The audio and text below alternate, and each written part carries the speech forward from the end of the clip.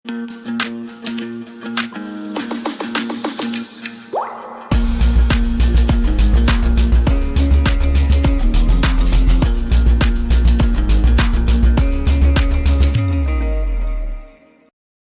Students, तो class 9th के आपके force and laws of motion के अगले चैप्टर को आज हम स्टार्ट करने जा रहे हैं। और न्यूटन फर्स्ट लॉ हो गया था, second law and third law, ये दो चीजें बची हैं, तो उसको थोड़ा सा हम डिस्कस कर लें। सेकंड लॉ का डिस्कस करेंगे, थर्ड लॉ नेक्स्ट लेक्चर में डिस्कस करेंगे। इतना बड़ा चैप्टर नहीं है, चैप्टर छोटा है, कुछ न्यूमेरिकल्स हैं इसके, तो इसको भी डिस्कस करना है, मोशन के और लॉज ऑफ मोशन के। तो उसमें हम प्रोजेक्टर का यूज करेंगे, और जैसा कि यहाँ पे न्यूमेरिकल्स भी कराएंगे साथ में, और उसके अलावा आगे हम उसको कंटिन्यू करेंगे। तो चलिए स्टार्ट करते हैं। और अभी तक अगर आपने चैनल को सब्सक्राइब नहीं किया है तो सब्सक्राइब कर दें, और अगर कर दिया है तो इस वीडियो को शेयर करें। ठीक है, आप लोगों का सहयोग लगातार मिल रहा है मुझे, और इसकी काफी खुशी है मुझे। तो स्टार्ट करते हैं। Newton second law of motion, Newton's second law of motion. Actual में Newton first law, second law और थर्ड लॉ है। सबसे इंपॉर्टेंट हमें मानते हैं Newton second law of motion. इसको हम एक्चुअल लॉज ऑफ मोशन भी बोलते हैं। ठीक है, क्यों बोलते हैं ये आप आगे पढ़ोगे, यहां भी कोशिश करेंगे कि आपको हम बता दें, नहीं तो क्लास 11th में है ऐसा कि Newton second law motion is the actual laws of motion, क्योंकि सेकंड लॉ से हम फर्स्ट लॉ भी कर लेते हैं और सेकंड लॉ से थर्ड लॉ भी कर लेते हैं। ठीक है, हालांकि जो कहते हैं ना थ्योरी और प्रैक्टिकल में क्या डिफरेंस है, तो थ्योरी और प्रैक्टिकल में यही डिफरेंस है कि ये जो आपका Newton second law of motion है ये एक्चुअल लॉज ऑफ मोशन है, लेकिन सबसे ज्यादा यूज डेली लाइफ में न्यूटन थर्ड लॉ होता है, वो प्रैक्टिकल है। ठीक है, इंपॉर्टेंस किसी की कम नहीं है, मैंने पहले बोला था। Newton second law of motion, अब Newton second law of motion तो खैर जो होता है वो ये कहता है कि rate of change of momentum और linear momentum, rate of change of linear momentum is equal to force, ये बोलते हैं। कई बार हम rate of change of momentum equal to force भी बोलते हैं, लीनियर अंडरस्टूड होता है। ठीक है, जैसे कहते हैं ना कि किसी दुकानदार के पास जाओ तो अरे आइए बैठिए बैठिए महाराज बैठिए, बहुत अच्छा है, और क्या चल रहा है, ठीक है भाई ये सामान दे दो, कितने का है, अरे आपको ज्यादा नहीं लगाएंगे। तो उसमें चूना जो है ना वो अंडरस्टूड होता है कि आपको ज्यादा चूना नहीं लगाएंगे, तो चूना साइलेंट होता है। उसी तरह से न्यूटन सेकंड लॉ में rate of change of momentum equal to force में लीनियर साइलेंट होता है। एक्चुअल में क्या होता है, rate of change of linear momentum equal to force. तो थोड़ा सा हम पहले लीनियर मोमेंटम समझ लें, ये भी जरूरी है, उसके बिना फिर ये आप अच्छे से नहीं समझ पाओगे। हम बात करते हैं लीनियर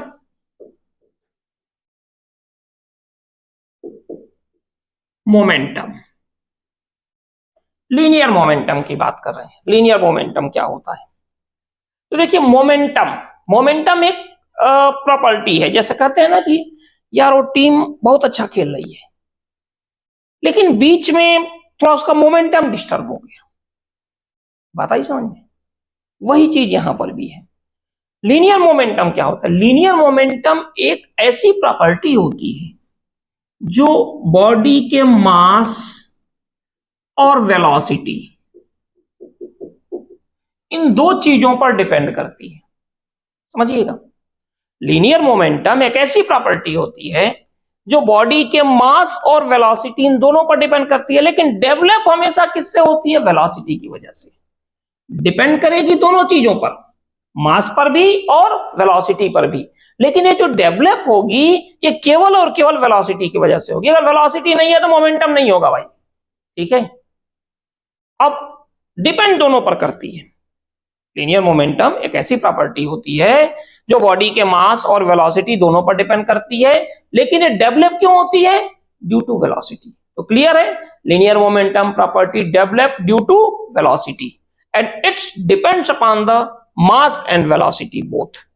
क्लियर है, लीनियर मोमेंटम ये property develop due to velocity, और मोशन, मोशन की वजह से डेवलप होती है लीनियर मोशन। और अच्छे से अगर इसको कहा जाए तो linear momentum is a property develop due to linear motion of the body. Angular भी आता है, 11th में आप पढ़ोगे, एंगुलर मोमेंटम भी होता है, और जब लीनियर है तो एंगुलर भी होगा। And it's depends upon the mass and velocity. और इसको कैलकुलेट कैसे कर सकते हैं? इसको हम डिनोट करते हैं पी से। लीनियर मोमेंटम जो प्रॉपर्टी होती है इसको हम पी से डिनोट करते हैं, denoted by P. And it is the product of, mass को किससे डिनोट करते हैं? एम से। वेलोसिटी को किससे करते हैं? वी से। तो linear momentum can be calculated by the product of mass and velocity दोनों पर। अब एक जनरल एग्जांपल से पूछा जाए आपसे कि यार कैसे मास और वेलोसिटी दोनों पर डिपेंड करता है, तो चलो एक एग्जांपल ले रहे हैं। मान लो 5 की स्पीड से आपका दोस्त साइकिल चलाते हुए जा रहा है। आप आए, रुको यार कहां जा रहे हो, खड़े हो गए, अरे यार जल्दी जाना, रुक यार कहां परेशान हो रहा है, आपने पकड़ लिया उसको, आगे खड़े हो गए साइकिल, कोई दिक्कत नहीं। अच्छा वही 5 की स्पीड से आपका दोस्त ट्रक से आ रहा है, क्या कहोगे? रुको यार, सामने खड़े हो जाओगे चक्के के, जो उसका व्हील होता है, चक्का पहिया, रुको यार, या साइकिल के व्हील के सामने खड़े हो गए? नहीं हो गए ना। क्यों? स्पीड तो साइकिल की भी वही है, स्पीड ट्रक की भी वही है, लेकिन ट्रक का मास ज्यादा है इसलिए उसका मोमेंटम ज्यादा होगा उसका, इसीलिए आप उसके सामने नहीं खड़े हो सकते। ठीक है। अच्छा मोमेंटम ज्यादा होगा तो चेंजिंग के लिए फोर्स भी ज्यादा चाहिए, ये हम अभी पढ़ेंगे यहां पे। ठीक है, ये कंडीशन हो गई। सेकंड एग्जांपल लेते हैं। मान लीजिए 100 ग्राम की बुलेट है और 100 ग्राम का स्टोन है, दोनों का मास इस बार, फर्स्ट केस में क्या रखा था हमने? दोनों की वेलोसिटी सेम रखी थी, साइकिल की भी 5 मीटर पर सेकेंड स्क्वायर और ट्रक की भी 5 मीटर पर सेकेंड स्क्वायर रखी थी, मीटर पर सेकेंड स्क्वायर, बल्कि 5 km पर आवर कर दे, 5 मीटर तो बहुत थोड़ा सा ज्यादा हो जाएगा। ठीक है, मास दोनों का डिफरेंट था, साइकिल का भी और ट्रक का भी। इस बार हमने क्या किया कि मास सेम रखा, बुलेट भी 100 ग्राम की और स्टोन भी 100 ग्राम का, लेकिन वेलोसिटी तो डिफरेंट होगी। किसी ने स्टोन को ऐसे थ्रो किया, आपने ऐसे पकड़ लिया। अब मान लो ये बुलेट फायर हो, पकड़ लोगे क्या? मूवी की बात नहीं हो रही है, रजनीकांत जी की बात नहीं हो रही है, ठीक है, लेकिन नहीं पकड़ पाओगे। क्यों भाई? क्योंकि उसकी वेलोसिटी ज्यादा है, मास सेम है। इसीलिए मोमेंटम किस पर डिपेंड करता है? मास एंड वेलोसिटी पे। एक बार स्टार्टिंग से फिर सुन लीजिए। लीनियर मोमेंटम या property develop due to linear motion of the body, it depends upon the mass and velocity both. Clear है? लीनियर मोमेंटम या property develop due to mass and velocity, linear velocity, and it depends upon the mass and velocity both, and it can be calculated by the product of mass and velocity denoted by small p। ठीक है। अच्छा ये जो p होता है ना, ये vector quantity होती है। आगे आप पढ़ोगे वेक्टर और स्केलर क्या होता है। वेक्टर होता है इसके पास केवल डायरेक्शन होता है, स्केलर वो होता है जिसके पास केवल मैग्नीट्यूड होता है। अब आप कहोगे यार ये सर ने हमें कहा डायरेक्शन और मैग्नीट्यूड में फंसा दिया, तो थोड़ा सा मैं ये भी बता दूं आपको। मैग्नीट्यूड क्या होता है? जैसे आपने कहा एक बॉडी का मास 5 kg है, तो 5 क्या है? न्यूमेरिकल वैल्यू, kg क्या है? यूनिट। ये दोनों मिलके क्या बना दिए? Magnitude. Numerical value plus unit को मिला के जो बनता है इसी को हम बोलते हैं मैग्नीट्यूड। ठीक है, तो मोमेंटम कौन सी क्वांटिटी हो गई? वेक्टर। मैग्नीट्यूड तो होता ही है, डायरेक्शन भी होता है। स्केलर क्वांटिटी के पास केवल मैग्नीट्यूड होता है। ठीक है, अब हम आते हैं यहां पे। अब अगर हम बात करें यहां पे यूनिट ऑफ पी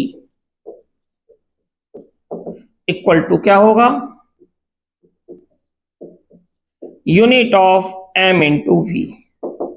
मास का हो गया केजी और वेलोसिटी का हो गया मीटर पर सेकेंड। ठीक है, तो ये कंडीशन आ गई। Unit of P equal to unit of M into V, KG metre per second इसकी यूनिट आ गई। तो क्लियर हो गया, ये होता है लीनियर मोमेंटम। ठीक है, अब हम आते हैं Newton second law of motion पे। Newton second law of motion क्या कहता है? ये कहता है rate of change of linear momentum equal to force. ये कहता है Newton second law of motion. Rate of change of linear momentum is equal to force.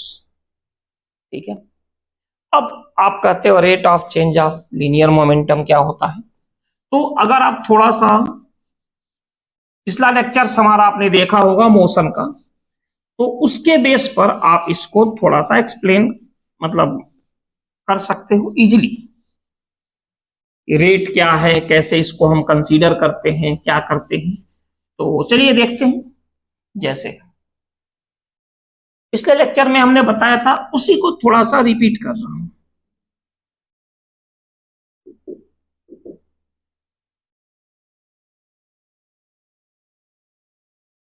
यह है वेलोसिटी, यह है एक्सेलरेशन। तो वेलोसिटी को हम बोलते हैं linear velocity, rate of change of linear displacement. Displacement को किससे डिनोट करते हैं, हम करते हैं एस से डिनोट। डिस्प्लेसमेंट को एस से डिनोट करते हैं। ठीक है, तो वेलोसिटी की डेफिनेशन क्या होगी, rate of change of linear displacement. ठीक है, इसी तरह एक्सेलरेशन क्या हो जाएगा, rate of change of velocity. Acceleration is the rate of change of velocity. ठीक है, कुछ बुक्स ने ये भी दिया है तो कंफ्यूज नहीं होइएगा, delta S upon delta T, और वी भी यही हो जाएगा, ए भी यही हो जाएगा, delta V upon delta T. ठीक है, इसमें कोई परेशान होने की जरूरत नहीं है, इसको टाइम से भी करते हैं और डेल्टा टी से भी करते हैं, चेंज इन टाइम अंडरस्टूड होता है। ठीक है, तो कंफ्यूज मत होना यार उसमें डेल्टा लगाएं कि ना लगाएं, कोई दिक्कत नहीं है। डेल्टा का मतलब होता है चेंजिंग, जहां डेल्टा लगा वहां मतलब चेंजिंग।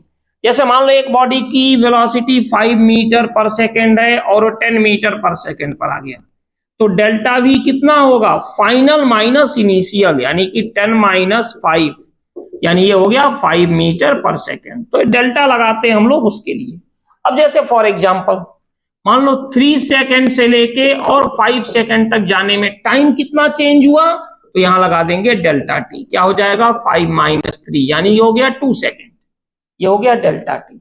अच्छा मान लीजिए इसी में हम 0 से लेके 5 सेकेंड तक जा रहे हैं, तब डेल्टा टी क्या होगा, 5 माइनस 0 यानी कि 5, और यही टी है। टी इक्वल टू 5 सेकेंड है, टी इक्वल टू 0 से टी इक्वल टू 5, तो यहां पे डेल्टा टी कहो या टी, बात एक ही है। तो इसीलिए डेल्टा टी को लेकर आप या डेल्टा वी को लेकर कंफ्यूज मत होना, वो केवल और केवल एक चेंजिंग बता रहा है। चेंजिंग स्टार्टिंग 0 से कर रहे हैं तो जरूरत ही नहीं है। ठीक है, कोई ऐसी दिक्कत नहीं है। तो चलिए आते हैं हम लोग अपने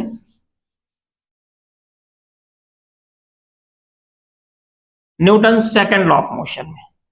तो उसके लिए मैं आपसे बता रहा था डिस्प्लेसमेंट को एस से डिनोट करते हैं और वेलोसिटी को किससे डिनोट करते हैं, भी से।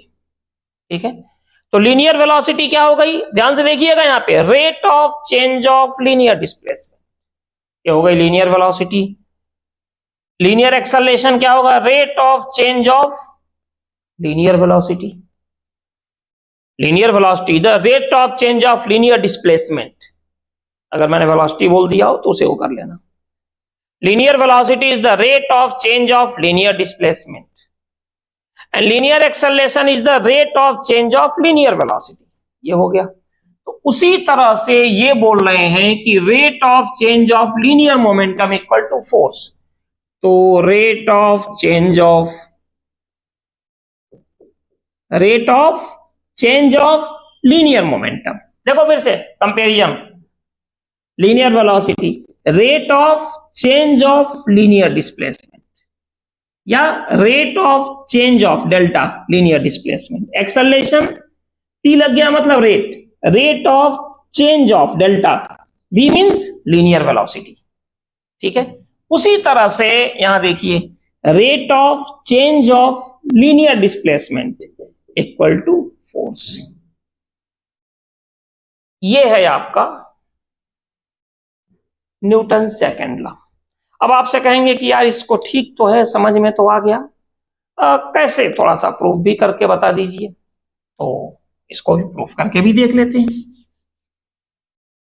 प्रूफ करके ऐसे देख सकते हैं कि हमने मान लिया कि एक बॉडी का मास m है और ये कैसे जा रहा है, इनिशियल वेलोसिटी u से। इस पे हमने क्या लगाया, फोर्स F। तो हमने क्या देखा कि डेल्टा टी टाइम में इसकी जो वेलोसिटी हो गई वो क्या हो गई, v। फोर्स अभी भी लग रहा है। देखो अगर फोर्स लगाएंगे और बॉडी का डिस्प्लेसमेंट हो रहा है तो वेलोसिटी भी चेंज होगी। आम ही वही है भाई, गाड़ी में एक्सीलरेटर लेते हो ना, क्या करता है इंजन, फोर्स लगाता है, वेलोसिटी चेंज होती है। यही होता है यहां भी, वही चीज है सेम। अब थोड़ा सा आगे समझिए, यहां से हमने फोर्स लगाया और यहां तक देख लिया, अरे आगे भी जाएगी लेकिन हमें क्या करना, हमें तो ऑब्जर्वेशन देखना है। जैसे आपसे कहा जाए चलो ट्रेन चल रही है, तो यार कितना टाइम ले रही है एवरेज, तो आप क्या करोगे, अच्छा एक काम करो, इस स्टेशन पे देख लो कितने बजे आई थी, इस स्टेशन पे कितने बजे पहुंच गई, इससे टाइम पता चल गया।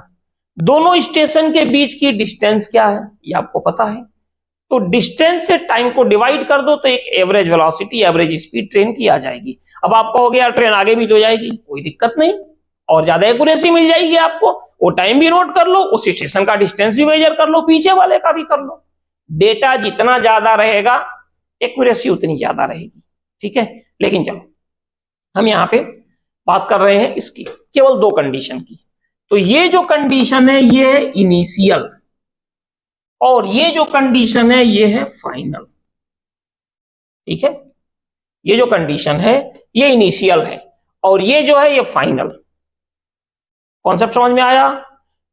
A body of mass m moving with initial velocity u, initial velocity को u से डिनोट करते हैं। When a force F act upon the body after time delta t, the final velocity of the body becomes v, ठीक है। ये जो F हमने कहा ना, ये F जो है ये फाइनल पोजीशन, फाइनल पोजीशन। ये जो I है ना ये क्या है, ये इनिशियल पोजीशन है, ठीक है।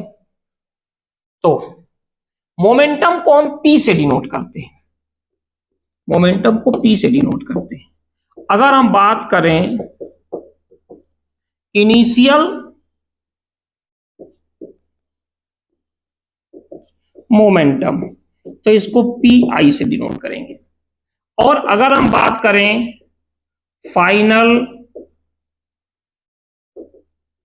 मोमेंटम तो इसको PF से डिनोट करते हैं। अब काफी कुछ चीजें क्लियर हो गई होंगी, तो चलिए स्टार्ट करते हैं हम। Initial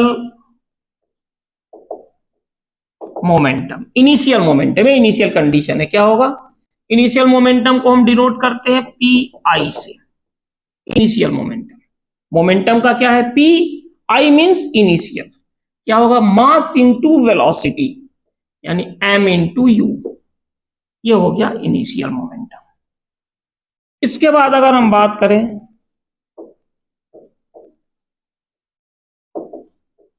final momentum, momentum P और फाइनल मोमेंटम क्या होगा, mass into velocity m into v। तो फिर चेंज ऑफ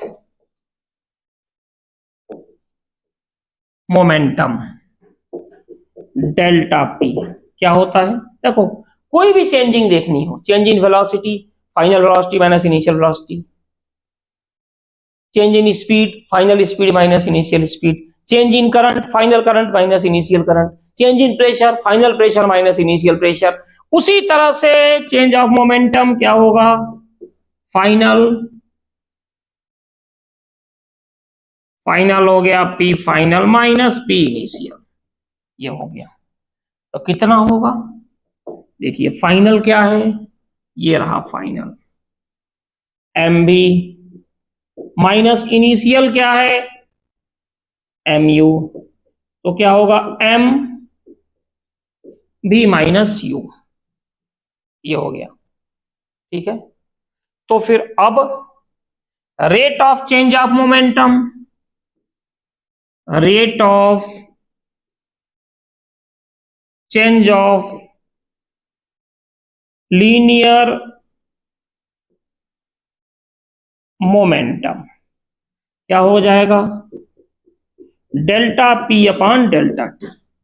ये हो गया rate of change of linear momentum, यानी ये हो जाएगा एम भी minus you upon T.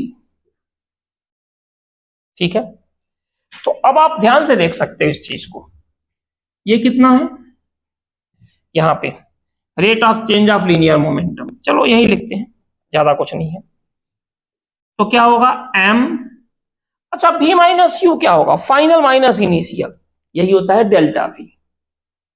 Change in velocity v क्या है, फाइनल वेलोसिटी, u क्या है, initial.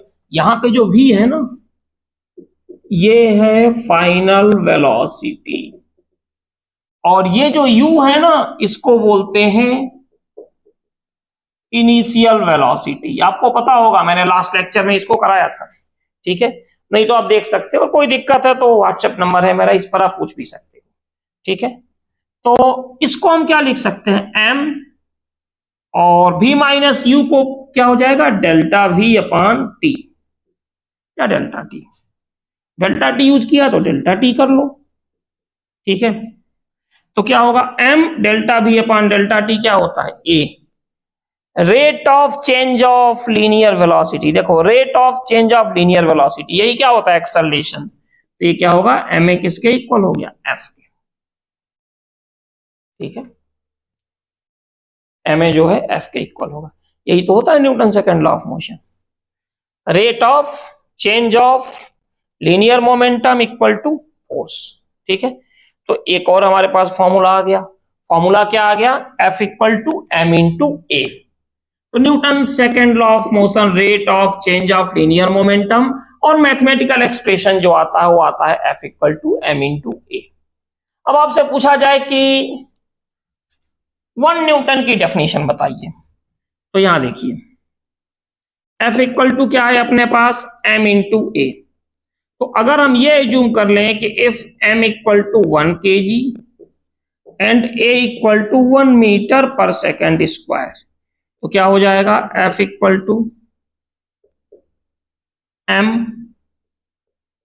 kg A metre per second square, 1 kg 1 metre per second square, ये होगा 1 kg metre per second square, और यही हो जाएगा 1 न्यूटन। एसआई यूनिट जो होती है फोर्स की ना, वो न्यूटन होती है। ठीक है, फोर्स की, तो क्या हो जाएगा 1 न्यूटन की definition, if 1 Newton is a force, 1 Newton is a force, ध्यान से देखना, 1 Newton is a force which can produce 1 metre, 1 Newton is a force which can produce acceleration of 1 meter per second square of unit mass of the body. ठीक है, 1 Newton is a force which can produce 1 meter per second square acceleration of unit mass of the body. ये हो गई 1 Newton. और SI unit of force अच्छे से याद रखना, SI यूनिट ऑफ फोर्स ये होता है, अपने न्यूटन भाई के नाम पे इसको रख दिया गया है। एसआई यूनिट ऑफ फोर्स को हम लोगों ने न्यूटन भाई के नाम पे रख दिया था, न्यूटन एन से डिनोट करते हैं। बाकी एमकेएस में तो आपको पता ही है, एमकेएस में क्या हो जाएगा, देखो KG metre per second square